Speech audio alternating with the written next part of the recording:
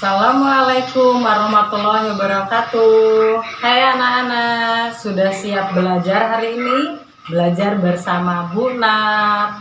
Pembelajaran kita hari ini adalah tema 2, persatuan dalam perbedaan, subtema 2, bekerja sama mencapai tujuan pembelajaran ke-1.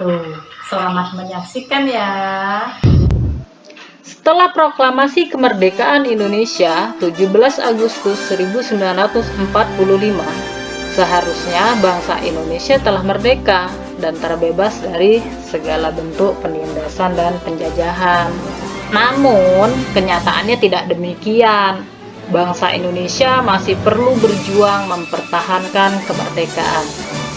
Mengapa? Mengapa ya anak-anak ya? Apa yang terjadi? Ayo kita pelajari bersama-sama. Perjuangan mempertahankan kemerdekaan Indonesia. Setelah proklamasi kemerdekaan Indonesia 17 Agustus 1945, bangsa Indonesia ternyata masih terus berjuang mempertahankan kemerdekaan Indonesia dari gangguan bangsa asing yang datang, seperti dari pemerintahan Belanda. Pasukan Belanda kembali datang ke tanah air. Kedatangan ini disambut dengan berbagai bentuk perlawanan oleh bangsa Indonesia. Sehingga sejak tahun 1945 sampai dengan 1950 telah terjadi berbagai macam pertempuran di berbagai daerah antara pihak Indonesia dengan pihak Belanda yang dibantu oleh pasukan Inggris. Nah, ini yang terjadi setelah proklamasi kemerdekaan anak-anak. Ternyata perjuangan bangsa Indonesia itu belum selesai sampai di sini. Nah, bangsa Belanda itu dibantu oleh pasukan Inggris datang kembali ke Indonesia untuk menjajah bangsa Indonesia lagi. Namun rakyat Indonesia itu melakukan perlawanan. Bagaimana perjuangan bangsa Indonesia dalam mempertahankan kemerdekaan Indonesia di berbagai daerah? Yang pertama adalah pertempuran Surabaya. Pada tanggal 25 Oktober 1945, tentara sekutu yang dipimpin oleh Brigadir Jenderal Malabi. Tanggal 27 sampai dengan 30 Oktober 1945 terjadi kontak senjata antara para pemuda Indonesia dengan pasukan Inggris. Dalam pertempuran ini, pasukan Inggris dapat dipukul mundur. Bahkan puncak dari pertempuran tersebut adalah terbunuhnya pemimpin pasukan Inggris, yaitu Brigadir Jenderal Malabi. Pada tanggal 9 November 1945, Inggris mengeluarkan ultimatum yang berisi semua pemimpin dan orang Indonesia yang bersenjata harus melapor dan meletakkan senjatanya di tempat yang ditentukan dan menyerahkan diri dengan mengangkat tangan. Namun, ultimatum tersebut ditolak oleh pihak Indonesia. Pada tanggal 10 November 1945 terjadi pertempuran yang sangat dahsyat. Pasukan Inggris menggempur Surabaya dari darat, laut, dan udara. Peristiwa 10 November ini diperingati sebagai Hari Pahlawan. Ya anak-anak, karena banyak para pahlawan yang gugur ketika itu. Nah, berdasarkan teks di atas, isilah peta pikiran berikut menggunakan kalimat efektif. Nah, di sini anak-anak dapat membuat berupa pertanyaan, ya, tuliskan pada peta pikiran tersebut. Bisa menggunakan kata tanya apa, mengapa, siapa, bagaimana, kapan, dan di mana. Ya, kemudian menggunakan kalimat efektif. Apa sih kalimat efektif itu? Kalimat efektif adalah kalimat yang mengandung gagasan pembicara atau penulis yang terdiri atas kata-kata yang mempunyai unsur SPOK. Apa SPOK itu, anak-anak? SPOK, S-nya itu subjek, P-nya itu predikat, O-nya objek, dan K-nya keterangan. Ciri-ciri kalimat efektif. 1. Memiliki unsur penting atau pokok. Minimal ada unsur subjek dan predikatnya. Kedua, menggunakan struktur bahasa yang tepat. Yang ketiga, memenuhi kaedah ejaan yang berlaku. Dan yang keempat, menggunakan pilihan kata atau diksi yang tepat dan sesuai dengan kebutuhan. Nah, begitu ya anak-anak. Pertempuran Surabaya adalah salah satu dari sekian banyak upaya yang dilakukan oleh bangsa Indonesia dalam mempertahankan kemerdekaan Indonesia. Masih banyak perjuangan lain yang dilakukan di berbagai daerah, misalnya Pertempuran Ambarawa, Pertempuran Medan Area, Bandung Lautan Api, agresi militer Belanda I, dan agresi militer Belanda II. Nah, jadi pada subtema ini kalian akan belajar tentang perjuangan bangsa Indonesia setelah kemerdekaan. Nah, anak-anak juga bisa mencari tahu tentang pertempuran-pertempuran lain, dari Pertempuran Ambarawa, Pertempuran Medan Area, Bandung Lautan Api, agresi militer I, dan agresi militer Belanda II. Nah, itu nanti akan kita pelajari di pembelajaran selanjutnya. Tahukah kamu bahwa perjuangan dalam mempertahankan kemerdekaan Indonesia dilakukan dengan berbagai strategi yang disesuaikan dengan kondisi daerah masing-masing. Jadi, kondisi di daerah Indonesia ini kan gini anak-anak, kaya akan sumber daya alam. Jadi pada zaman dahulu, rakyat Indonesia itu berperang melawan penjajah itu dengan cara gerilya atau sembunyi-sembunyi di hutan, lalu tiba-tiba menyerang. Nah, mereka juga memiliki senjata yang unik, namanya bambu runcing.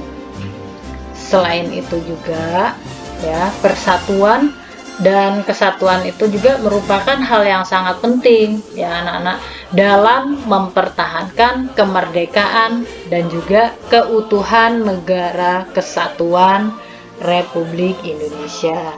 Nah, sudah tahu sejarahnya kan ya. Jadi anak-anak harus menjaga persatuan dan juga kesatuan supaya tetap dapat mempertahankan kemerdekaan. Nah, sekarang kita akan mempelajari tentang cara hewan menyesuaikan diri dengan lingkungan tempat tinggalnya. Ya, di sini Bu Nap punya gambar hewan nih, ayam, bebek, ikan, dan cicak. Nah, hewan-hewan ini mempunyai ciri-ciri dan juga cara menyesuaikan diri yang berbeda-beda juga ya, sesuai dengan lingkungan tempat tinggalnya. Jadi, cara menyesuaikan diri disebut dengan adaptasi. Nah, mari kita pelajari ciri-ciri dari hewan-hewan ini satu persatu ya anak-anak. Yang pertama yaitu ayam. Ciri-ciri hewan ayam: sekujur tubuh ayam, kecuali bagian kaki ditutupi oleh bulu. Yang kedua, kakinya berjumlah 2. Dan ketiga, 3 di antara jari kaki ayam dilengkapi cakar yang fungsinya mengais makanan dan perlindungan diri. Dan keempat, ayam termasuk kelompok unggas, memiliki sayap namun tidak dapat digunakan untuk terbang. Dan yang kelima, ayam berkembang biak dengan cara bertelur. Ciri-ciri habitat ayam adalah sebagai berikut. 1. Di lingkungan alami, daratan, misalnya di hutan. Yang kedua, di lingkungan daratan buatan, misalnya di peternakan, kebun, halaman rumah, dan sebagainya. Itu tadi ciri-ciri dan habitat hewan ayam. Yang selanjutnya yaitu bebek. Bagaimana ciri-ciri hewan bebek? Yang pertama, bebek memiliki paruh. Nah, jadi paruhnya ini digunakannya untuk mencari makan di lumpur. Yang kedua, memiliki kaki yang lebar dan berselaput. Jadi, mengapa bebek itu kalau di air itu dia tidak tenggelam? Yaitu karena kakinya lebar dan berselaput.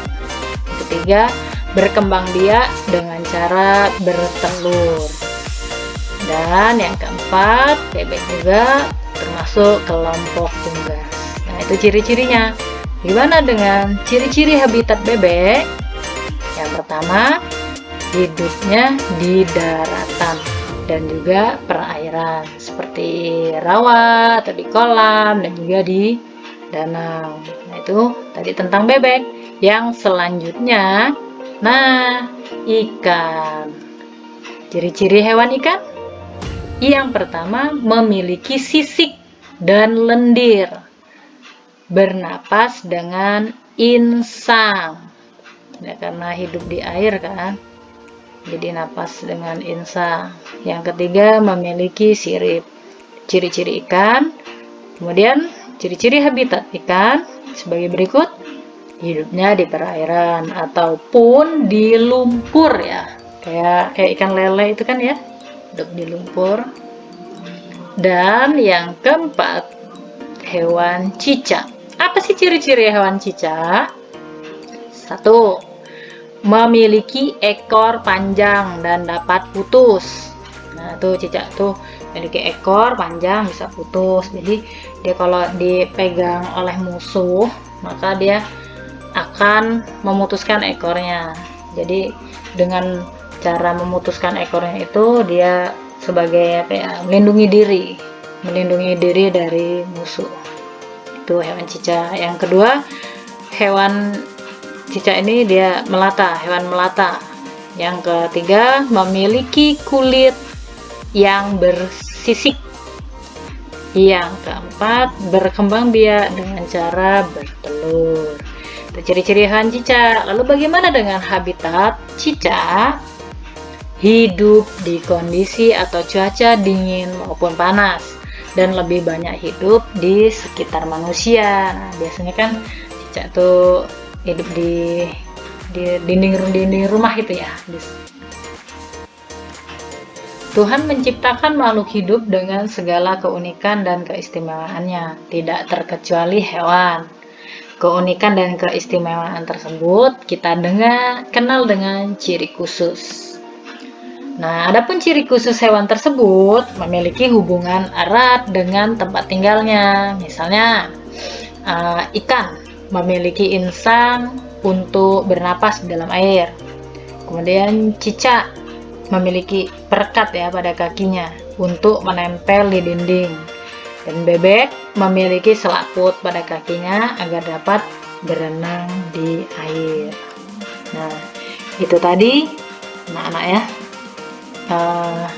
tentang ciri-ciri khusus hewan yang berkaitan atau mempunyai hubungan erat ya dengan tempat tinggalnya.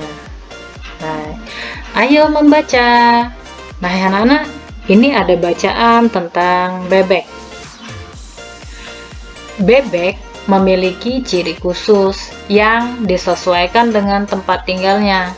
Bebek hidup di darat, namun untuk mencari makan, bebek biasanya berada di air. Ciri khusus yang dimiliki bebek untuk mencari makan berupa paruh yang agak panjang dan lebar pada bagian ujungnya. Bebek mencari makan di air, seperti di kolam, sungai, sawah, atau danau yang dangkal.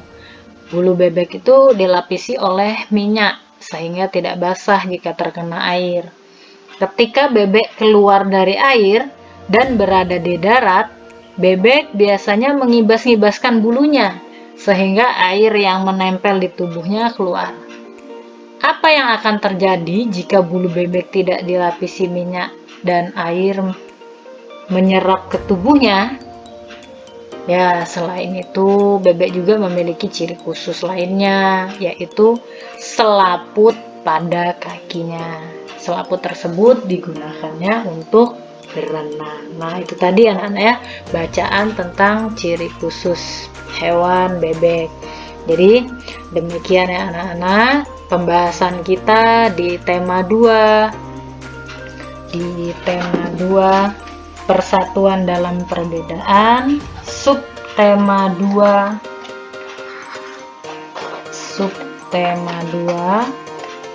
yaitu bekerja sama mencapai tujuan pembelajaran 1. Semoga video ini bermanfaat ya anak-anak, untuk anak-anak semua.